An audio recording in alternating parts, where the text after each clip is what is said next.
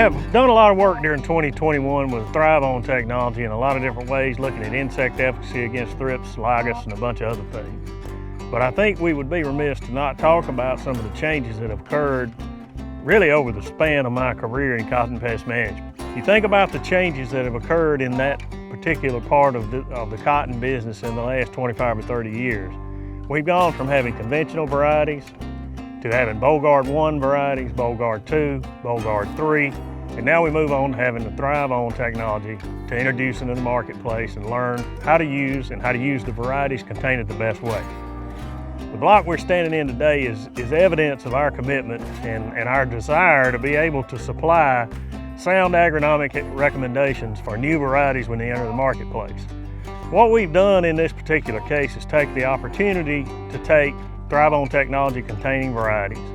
We put them into a trial where we're evaluating two factors. One of those has a subtlety associated with an insect management. The other is we take those new varieties, compare them and their yield potential to a set of older products that contain some of the previous generations of technology. We compare them a lot of different ways. One's raw yield potential, one may be the impact of the different technologies on insects, but one of the most important pieces of information for any cotton farmer to have when he buys a new variety, along with the information about how to use a new technology, is how does that variety respond to growth regulation and what's its adaptation to different conditions on the farm. That's what this particular trial is about. We've got some of the new varieties that contain ThryvOn technology in here. They're planted in an untreated check, basically with no plant growth regulators.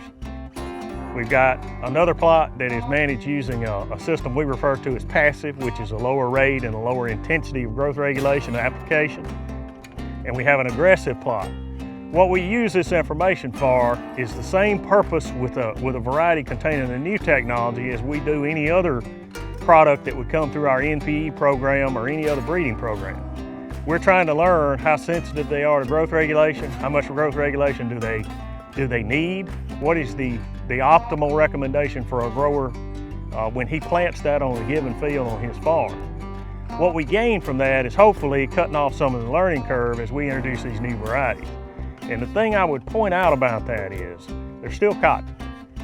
They're still perennial, indeterminate plants that think they're trees. And we grow them as an annual crop. And this sort of information helps us design and recommend management systems that optimize the performance of any technology and variety combination that hopefully we bring to the market in the near future.